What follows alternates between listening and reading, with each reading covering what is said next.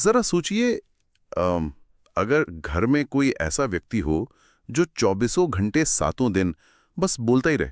बाप रे, वो तो बहुत भयानक स्थिति होगी। हाँ ना, मतलब वो इंसान बस आपके पीछे पीछे घूमे, हर उस चीज की आलोचना करे जो हम करते हैं, और तो और भविष्य के उन खतरों से डराए जो शायद कभी सच भी ना हो। और सोचिए, रात को 3 बजे आपको जगाकर याद दिलाए कि अरे 5 साल पहले किसी पार्टी में क्या बेवकूफी भरी बात कही थी। अगर कोई असली इंसान ऐसा करे ना, तो लोग उसे एक ही दिन में घर से बाहर निकाल कर फेंक देंगे। बिल्कुल निकाल देंगे। लेकिन सबसे बड़ी विडंबना तो ये है कि ये कोई बाहरी व्यक्ति नहीं है, या ये हमारे अपने ही दिमाग की आवाज है। सही कहा। और समस्या ये है कि हम इस आवाज को अपने घर से यानी अपने शरीर से बाहर नहीं निकाल सकते। बिल्कुल। मतलब अगर सच कहूँ ना, तो ये तस्वीर जितनी सटीक है ना, उतनी ही डरावनी भी है। और हम में से ज्यादातर लोग इसी मानसिक स्थिति के साथ अपनी पूरी जिंदगी गुजार देते हैं। हाँ, बाहर से हम भले ही शांत दिखें, लेकिन अंदर एक लगातार चलने वाला एक शोर शराबे से भरा रेडियो बजता रहता है। और सबसे बड़ी दिक्कत यह है कि इसे बंद करने का बटन हमें मिल ही नहीं रहा है। बिल्कुल। और यही कारण है कि आज का हमारा ये गहन विश्लेषण इतना महत्वपूर्ण होने वाला है। आज हम अंतर the stillness with in mastering the inner storm नाम के स्रोत के अंशों पर एक बहुत ही गहरी चर्चा करने वाले हैं। बहुत ही दिलचस्प विषय है ये, है ना? हमारा आज का मिशन ही ये समझना है कि इंसानी दिमाग इस तरह से लगातार क्यों बोलता रहता है। मतलब ये शोर आखिर आता कहाँ से है, और इसे कैसे शांत किया जाए। हाँ, सबसे महत्वपूर्ण बात यही है कि हम अपने भीतर के उस एकांत, उस शांत स्थान को कैसे खोज सकते हैं जो दुनिया के बाहरी शोर और इस मानसिक अराजकता से बिल्कुल अछूता है। जो लोग हर समय जानकारी के भारी बोझ या काम के तनाव से थके हुए महसूस करते हैं ना, उनके लिए आज की ये चर्चा मानसिक स्पष्टता का एक बिल्कुल नया रास्ता खोल सकती है। सच में ये आज के समय की सबसे बड़ी जरूरत है, क्योंकि आज की इस आधुनिक दुनिया में जहां हर तरफ से जानकारी, नोटिफिकेशंस और खबरें हम पर हावी हो रही हैं, ये स्रोत हमें एक बहुत ही बुनियादी समस्या की ओर ले जाता है। अच्छा, तो स्रोत इस बारे में क्या कहता है? स्रोत की शुरुआत में ही एक बहुत ही गहरी बात कही गई है। उसमें लिखा है कि हर इंसान के भीतर एक ऐसी जगह है जो डर और शोर से पूरी तरह अछूती है। लेकिन लोग शायद ही कभी वहां जाते हैं। लोग वहां क्यों नहीं जाते? हम उस जगह तक इसलिए नहीं पहुंच पाते क्योंकि हमारे दिमाग का बात करना कभी बंद ही नहीं होता।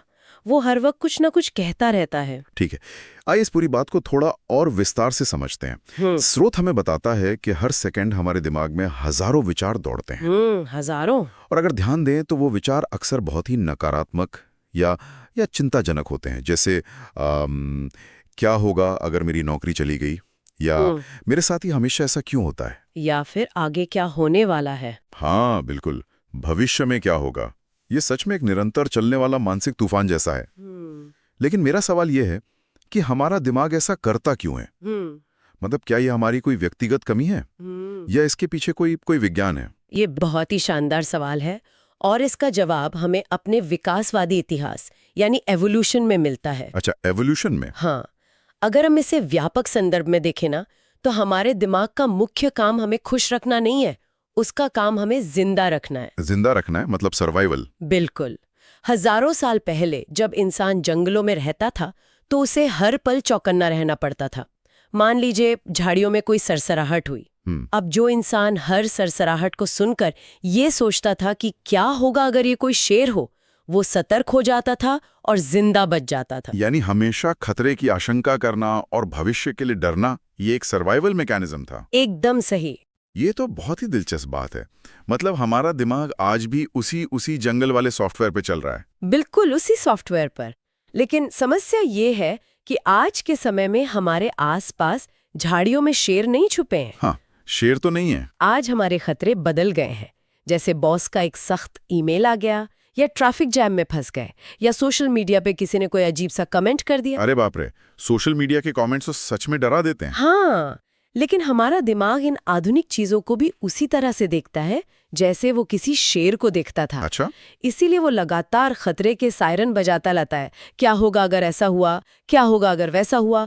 और जब ये तूफान 24 घंटे चलता रहता है, तो सबसे खतरनाक बात ये होती है कि इंसान इन विचारों को ही अपनी वास्तविकता मान लेता है। यही वो जगह है जहां मुझे लगता है कि चीजें सबसे ज्यादा उलझती हैं। मैं इसे कुछ इस तरह से देखता हूं। कल्पना कीजिए कि कोई व्यक्ति एक बहुत ही भीड़भाड़ वाले शोरगुल वाले चौराहे पर खड़ा है। बहुत शोर है वहां। हाँ, और वहां से हर सेकंड दर्जनों गाड़ियां गुजर रही हैं। कोई लाल गाड़ी है, कोई नीली है, कोई बहुत तेज हॉर्न बजा रही है। ठीक है, अब वो व्यक्ति अगर हर गुजरती गाड़ी को देखकर कहे, अरे ये लाल गाड़ी मेरी है, इसका शोर मेरी जिम्मेदारी है, ये नीली गाड़ी मेरी है, तो वो व्यक्ति कितनी जल्दी पागल हो जाएगा। वो तो कुछ ही मिनटों में पूरी तरह से थक जाएगा। बिल्कुल। और सच कहूं तो यही हम अपने दिमाग के साथ कर रहे हैं। विचार उन गाड़ियों की तरह हैं जो बस हमारे दिमाग के चौराहे से गुजर रहे हैं। लेकिन हम क्या करते हैं? हम हर विचार को पकड़ कर बैठ जाते हैं। हाँ, हम हर विचार को अपना मान लेते हैं। हम कहते हैं ये विचार मैं हूं, और यहीं से पहचान का वो भ्रम शुरू होता है जिसके बारे में स्रोत बहुत स्पष्ट रूप से चेतावनी देता है। इंसान धीरे धीरे ये विश्वास करने लगता है कि वो अपने विचार ही है। लेकिन यहाँ मैं थोड़ा असहमत होना चाहूंगा, या कम से कम एक सवाल उठाना चाहूंगा। हाँ, पूछिए। बचपन से हमें सिखाया गया ना, महान दार्शनिकों ने भी कहा है कि मैं सोचता हूं इसलिए मैं हूं।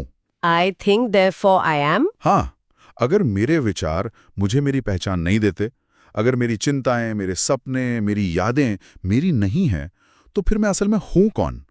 क्या ये कहना बहुत आसान नहीं है कि हम विचार नहीं हैं?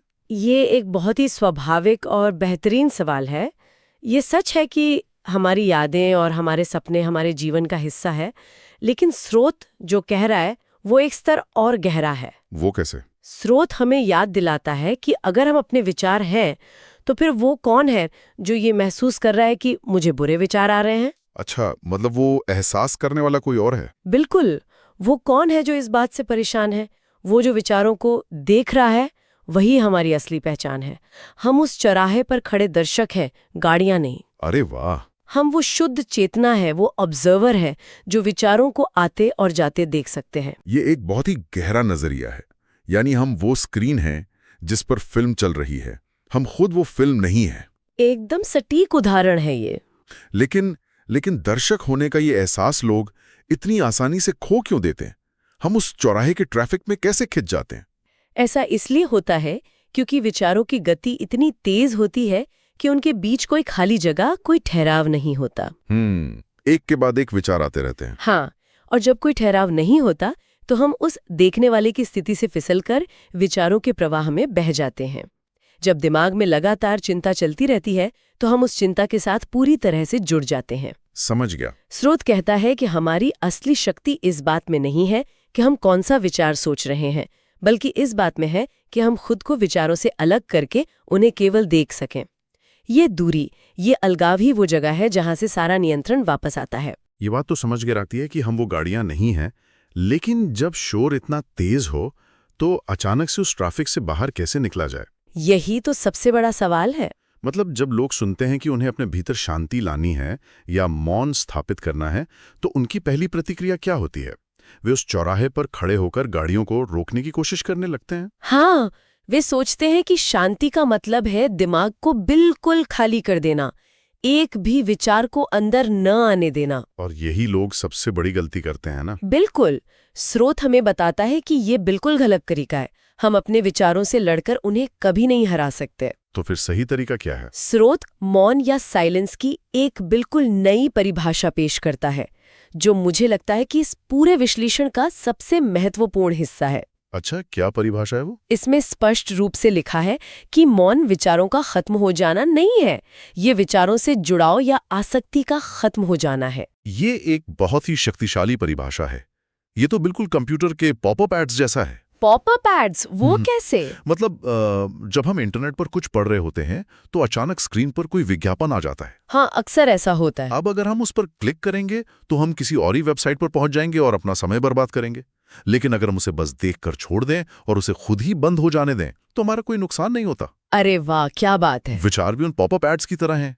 हमें हर विचार पर क्लिक करने की जरूरत नहीं है। यहाँ जो सबसे दिलचस्प बात है वो ये है कि आपका ये पॉपअप का उदाहरण स्रोत में दिए गए एक बहुत ही खूबसूरत उदाहरण से मेल खाता है। अच्छा, स्रोत में कौन सा उदाहरण है? स्रोत इसे प्रकृति के नजरिए से समझाता है। वो कहता है कि विचार आसमान में गुजरते हुए बादलों की तरह आते हैं और जाते हैं। बादल। अब आप ही बताइए, क्या कोई व्यक्ति आसमान की तरफ देखकर हर गुजरते बादल के पीछे भागता है? नहीं। क्या आसमान बादलों से लड़ता है? बिल्कुल नहीं। आसमान अपनी जगह स्थिर रहता है। एकदम सही। बादल काले हो सकते हैं, तूफानी हो सकते हैं, लेकिन वे आसमान को बदल नहीं सकते। वे बस उससे होकर गुजरते हैं। हमारा मन भी उस आसमान की तरह ही है। मतलब हमें बादलों को आसमान से हटाने की कोई जरूरत नहीं है, हमें बस जमीन पर आराम से बैठकर उन्हें गुजरते हुए देखना है। हाँ, बस देखना है, बिना इस बात की चिंता किए कि कौन सा बादल किस आकार का है। हम अक्सर अपने दिमाग को एक दुश्मन मान लेते हैं जिसे हमें हराना है या जिसे काबू में करना है। लेकिन ये नजरिया तो विचार नियंत्रण की जगह जागरूकता पर जोर देता है। बिल्कुल। स्रोत कहता है कि मौन उन्हें बलपूर्वक चुप कराना नहीं है, बल्कि जागरूकता से उन्हें शांत करना है। जब हम विचारों से अपनी पासक्ति हटा लेते हैं तो हम हर विचार पर प्रतिक्रिया देना बंद कर देते हैं, और जब प्रतिक्रिया बंद हो जाती है तो विचार अपने आप ही अपनी ऊर्जा खो देते हैं और गायब हो जाते हैं। तो इस सब का असल में क्या मतलब है? अगर मौन का मतलब केवल बादलों को आते जाते देखना है या पॉपअप एड्स को बिना क्लिक किए इग्नोर करना है, जो कि सुनने में बहुत ही आसान और शांतिपूर्ण लगता है। हाँ, लगता तो है। तो फिर लोग इस मौन से इतना घबराते क्यों हैं? मैंने अक्सर देखा है कि लोग 1 मिनट भी खाली नहीं बैठ सकते। ये तो आजकल हर जगह देखने को मिलता है। हाँ, अगर बस स्टॉप पर खड़े हैं तो तुरंत जेब से फोन निकाल लेंगे। अगर अकेले खाना खा रहे हैं तो सामने कोई वीडियो या सीरीज चलनी चाहिए। रात को सोने से पहले भी लोग तब तक फोन पर शॉर्ट वीडियो स्क्रॉल करते रहते हैं जब तक कि उनकी आंखें थककर बंद ना हो जाएं। वे उन 10 मिनटों के खालीपन से भी डरते हैं। बिल्कुल डरते हैं। स्रोत भी इस कड़वे सच को सामने लाता है कि ज्यादातर लोग अपनी पूरी जिंदगी इस मौन से भागने में ही बिता देते हैं। आखिर ऐसा क्यों है? ये इंसान के मनोविज्ञान का एक बहुत ही गहरा और सच कहूं तो थोड़ा डरावना पहलू है। लोग मौन से इसलिए नहीं डरते क्योंकि वो उबाऊ है। वे इसलिए डरते हैं क्योंकि मौन बहुत ही ईमानदार होता है। ईमानदार होता है मतलब? स्रोत इसका बहुत ही बेबाक जवाब देता है।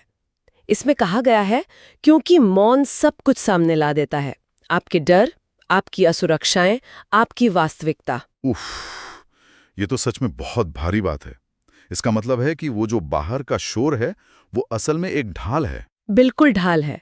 जब बाहर का शोर बंद होता है ना, जब हमारे पास देखने के लिए कोई स्क्रीन नहीं होती, सुनने के लिए कोई गाना या पॉडकास्ट नहीं होता, तब हमें अपने भीतर की उन आवाजों का सामना करना पड़ता है जिन्हें हमने सालों से दबा कर रखा है। जैसे कोई पुराना दर्द हो।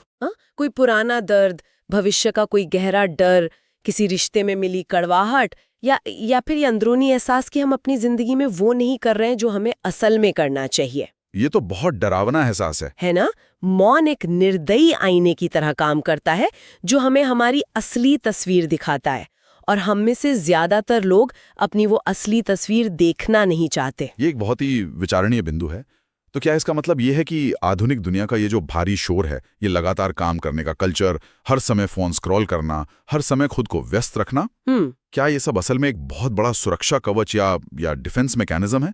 क्या हम लगातार सोचने और व्यस्त रहने की आदत को इसलिए अपनाए हुए हैं ताकि हमें कभी खुद से अकेले में ना मिलना पड़े? ये एक बहुत ही महत्वपूर्ण सवाल खड़ा करता है, और स्रोत के अनुसार इसका उत्तर पूरी तरह से हाँ है। अच्छा? हम उस तूफानी शोर में इसलिए बने रहना चाहते क्योंकि वो शोर परिचित है, वो आरामदायक भले ही ना हो, वो हमें तनाव भले ही दे रहा हो, लेकिन हम उसके आदी हो चुके हैं। हाँ, वो हमारी आदत बन गया है। बिल्कुल। मौन में जाना अज्ञात में जाने जैसा है। हम डरते हैं कि अगर हमने सोचना बंद कर दिया तो शायद हम टूट जाएंगे। लेकिन स्रोत एक बहुत ही शक्तिशाली बात कहता है। वो कहता है केवल इसका सामना करने पर ही आप स्वतंत्र होते हैं। जब तक हम अपने डरों से भागते रहेंगे, अपनी असुरक्षाओं को शोर के नीचे दबाते रहेंगे, वे डर हमें अदृश्य रूप से नियंत्रित करते रहेंगे। मतलब उस चौराहे के शोर से भागकर किसी तहखाने में छुप जाने से समस्या हल नहीं होगी? बिल्कुल नहीं। या फोन की स्क्रीन में घुस जाने से हमारी चिंताएं खत्म नहीं होंगी? हमें वहीं खड़े रहकर वो शोर को देखना होगा, उसे स्वीकार करना होगा, और तब जाके हमें ये महसूस होगा कि वो शोर हमें चोट नहीं पहुंचा सकता। एकदम सही। और यही वो जगह है जहां स्रोत हमें केवल समस्या बताकर या डराकर नहीं छोड़ता, बल्कि एक बहुत ही स्पष्ट और व्यावहारिक तरीका भी देता है कि इस शोर से आज़ादी कैसे पाई जाए। हाँ, चलिए अब उस तरीके की बात करते हैं, क्योंकि ये दर्शन तो बहुत अच्छा लगता है कि हमें विचारों से अलग होना है, लेकिन इसे असल जिंदगी में उतारा कैसे जाए? ये एक आम सवाल है। मान लीजिए कल सुबह ऑफिस में मेरी एक बहुत अहम प्रेजेंटेशन है। हाँ। अब अगर मैं उसके बारे में ना सोचूं, विचारों को बस लेट गो कर दूं, तो क्या मैं फेल नहीं हो जाऊंगा? क्या मौन का मतलब अपनी जिम्मेदारियों से भागना है? ये सबसे आम गलतफहमी है जो लोगों को होती है। स्रोत ये बिल्कुल नहीं कह रहा है कि हमें सोचना बंद कर देना है या योजना नहीं बनानी है। एक सक्रिय सोच और विनाशकारी चिंता में बहुत बड़ा अंतर होता है। सक्रिय सोच और विनाशकारी चिंता मतलब प्रेजेंटेशन के लिए दिन में 30 मिनट बैठकर स्लाइड्स तैयार करना सक्रिय सोच है। ठीक है। लेकिन रात को 2 बजे बिस्तर पर लेटकर ये सोचना कि अगर बॉस को मेरा काम पसंद नहीं आया तो क्या होगा, अगर मैं स्टेज पर सब भूल गया तो क्या होगा, ये विनाशकारी चिंता है। हाँ, वो जो लूप बन जाता है दिमाग में। बिल्कुल। स्रोत इसी दूसरी तरह की चिंता को शांत करने का तरीका बताता है। समझ गया। यानी हमें उस बिना बात की चिंता वाले रेडियो को बंद करना है। तो स्रोत में दी गई प्रक्रिया क्या है? प्रक्रिया बहुत ही सरल है लेकिन बहुत गहरी है। स्रोत कहता है, रोजाना बैठें, भले ही कुछ मिनटों के लिए, देखें, अलग हों और जाने दें। Observe, detach, let go. हाँ, इन 3 शब्दों ऑब्जर्व, डिटैच और लेट गो में पूरा मनोविज्ञान छिपा है। आइए इसे आपके उसी उदाहरण से समझते हैं। ठीक है। मान लीजिए कोई व्यक्ति आंखें बंद करके शांत बैठने की कोशिश कर रहा है। तभी अचानक विचार आता है कि कल की मीटिंग का क्या होगा। विचार तो आएगा ही। तो पहला कदम है देखना, यानी ऑब्जर्व। मतलब उस व्यक्ति को ये स्वीकार करना है कि हाँ, मुझे मीटिंग के बारे में विचार आ रहा है, उससे भागना नहीं है। ठीक है, विचार को पहचान लिया। दूसरा कदम है अलग होना, यानी डिटैच। अक्सर लोग यही गलती करते हैं। क्या गलती करते हैं? वे खुद को कोसने लगते हैं कि अरे यार, मैं तो ध्यान करने बैठा था, मुझे मीटिंग के बारे में नहीं सोचना चाहिए। हाँ, ये तो मैंने भी कई बार किया। ये तो फिर से विचारों से उलझना हो गया ना। अलग होने का मतलब है बिना किसी फैसले या जजमेंट के ये कहना कि ठीक है, मीटिंग का विचार आया है, ये सिर्फ एक विचार है, ये सच्चाई नहीं है। बहुत बढ़िया। और तीसरा कदम है जाने देना, यानी लेट गो। उस विचार को उस गुजरते हुए बादल की तरह या आपके उस पॉपअप एड की तरह आगे बढ़ने देना। उस विचार पर कोई प्रतिक्रिया नहीं देना। और ये सब बिना किसी जोर जबरदस्ती के करना है। स्रोत भी तो स्पष्ट रूप से चेतावनी देता है कि विचारों से लड़ना नहीं है, डोंट फाइट इट। बिल्कुल। क्योंकि अगर हम तूफान से लड़ेंगे तो हम खुद उस तूफान का हिस्सा बन जाएंगे। हम उस ट्रैफिक को अपने हाथों से रोक नहीं सकते। एकदम सही। विचारों के साथ कुश्ती लड़ना ऐसा है जैसे आग को बुझाने के लिए उस पर तेल डालना, वो और भड़केगी। सही बात है। जब हम बिना लड़े केवल जागरूकता के साथ इस देखने, अलग होने और जाने देने की प्रक्रिया का पालन करते हैं, तो स्रोत बताता है कि एक बहुत ही खूबसूरत बदलाव होता है। क्या बदलाव होता है? स्रोत के शब्दों में धीरे धीरे तूफान एक हल्की हवा में बदल जाता है, शोर एक फुसफुसाहट बन जाता है और मन शांत हो जाता है। मन एक शांत झील या एक गहरे महासागर की तरह स्थिर हो जाता है। ये विजुअल बहुत ही सुकून देने वाला है ना? अगर हम किसी महासागर को देखें तो उसकी सतह पर भले ही तूफानी लहरें हों, लेकिन अगर हम 100 फीट नीचे गहराई में जाएं तो वहां हमेशा बिल्कुल शांति रहती है, चाहे बाहर मौसम कैसा भी हो। हमें अपने भीतर उसी गहराई तक पहुंचना है। बिल्कुल। लेकिन फिर एक सवाल उठता है कि इस पूरी मेहनत का अंतिम परिणाम या इनाम क्या है? हम ये सब क्यों करें? क्या सिर्फ तनाव कम करने के लिए? तनाव कम होना तो सिर्फ एक बाय प्रोडक्ट है, असली इनाम बहुत ही असाधारण है। अच्छा। स्रोत कहता है कि जब बाहरी शोर से दूर हम इस आंतरिक मौन में प्रवेश करते हैं तो हमें एक अभूतपूर्व स्पष्टता और शक्ति मिलती है। और सबसे बड़ी बात, जब ये अंदर का शोर शांत होता है तो कुछ और गहरा सुनाई देने लगता है। हमारी अंतर्ज्ञान, हमारी सच्चाई और हमारा उद्देश्य। ये बहुत ही शक्तिशाली विचार है। इसका मतलब है कि हमारी अंतर्ज्ञान, हमारा जो गट फीलिंग है और हमारे जीवन का असली उद्देश्य, वे कभी भी हमसे दूर नहीं थे। बिल्कुल नहीं। वे हमेशा वहीं थे, बस हमारे अपने ही विचारों के शोर में दब गए थे। ये बिल्कुल ऐसा है जैसे कोई रेडियो स्टेशन हमेशा बज रहा हो, लेकिन हमने वॉल्यूम को इतने सारे अलग अलग चैनलों के बीच में फंसा दिया हो कि हमें केवल वो स्टैटिक या सरसराहट की तेज आवाज आ रही थी। और हम उस सरसराहट को ही असली आवाज मान बैठे थे। बहुत ही उम्दा उदाहरण है ये। मौन कोई ऐसी चीज नहीं है जिसे हमें बाहर से लाना है या किसी दुकान से खरीदना है। हाँ। मौन वो स्थिति है जो तब बचती है जब हम व्यर्थ का शोर पैदा करना बंद कर देते हैं। जब हम उस रेडियो के स्टैटिक को ट्यून कर लेते हैं तब हमें वो स्पष्ट आवाज सुनाई देती है जो हमेशा से हमें सही रास्ता दिखा रही थी। स्रोत का अंत एक बहुत ही सुंदर और कोमल विचार के साथ होता है।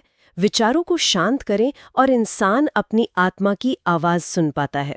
या अद्भुत यात्रा है ये। हाँ। हमने इस चर्चा की शुरुआत उस अदृश्य तूफान और उस लगातार बोलने वाले रूममेट के उदाहरण से की थी। हाँ। और अब हम समझ सकते हैं कि हमें अपने दिमाग के तूफान से बचने के लिए किसी बाहरी ढाल की या स्क्रीन के पीछे छुपने की आवश्यकता नहीं है। हमें बस ये याद रखना है कि हम मौसम नहीं हैं, हम वो विशाल आसमान हैं जिसमें वो मौसम घटित हो रहा है। बिल्कुल सही। हम वे गाड़ियां नहीं हैं, हम वो चौराहे पर खड़े दर्शक हैं। सही कहा। इस पूरे विश्लेषण का सार यही है कि विचारों की भीड़ से घबराना नहीं है, उन्हें बादलों की तरह या उन पॉपअप विज्ञापनों की तरह आने और जाने देना है। और सबसे महत्वपूर्ण बात, मौन से डरने के बजाय, फोन या काम के पीछे छुपने के बजाय उस मौन का सामना करना है और उसका स्वागत करना है, क्योंकि वही वो आईना है जो हमें हमारी असली ताकत से मिलाता है। तो आज के इस बेहद शक्तिशाली स्रोत पर हमारी इस गहन चर्चा को समेटते हुए हम एक विचार के साथ इस विश्लेषण को खत्म करना चाहेंगे। हमने देखा कि मौन हमारे सबसे सच्चे उद्देश्य और हमारे अंतर्ज्ञान को प्रकट करता है, और इंसान स्वाभाविक रूप से इस वास्तविकता का सामना करने से डरता है। तो इस पर जरा गहराई से गौर करें। अगर मौन वास्तव में हमारा सबसे सच्चा उद्देश्य और अंतर्ज्ञान प्रकट करता है, तो क्या यह संभव है कि आज की आधुनिक दुनिया का ये जो लगातार शोर है, ये 24 घंटे चलने वाला डिस्ट्रैक्शन, सोशल मीडिया की अंधी दौड़ और ये कभी खत्म न होने वाली व्यस्तता, क्या ये महज कोई संयोग या टेक्नोलॉजी का साइड इफेक्ट नहीं है? सोचने वाली बात है। क्या ये पूरी मानव जाति का एक सामूहिक डर है? ये जानने का डर कि जब ये सारा शोर बंद हो जाएगा, जब सारी स्क्रीन्स काली हो जाएंगी, तब हम असल में कौन हैं? क्या हम सब सामूहिक रूप से खुद से ही भाग रहे हैं? ये एक बहुत ही गहरा सवाल है। इस विचार को अपने साथ रखें। अगली बार जब भी खाली समय में तुरंत अपना फोन निकालने की कोशिश हो, तो एक पल के लिए रुकें, उस खालीपन को महसूस करें और इस शोरगुल वाली दुनिया में अपने भीतर के उस शांत स्थान को खोजने का प्रयास जरूर करें।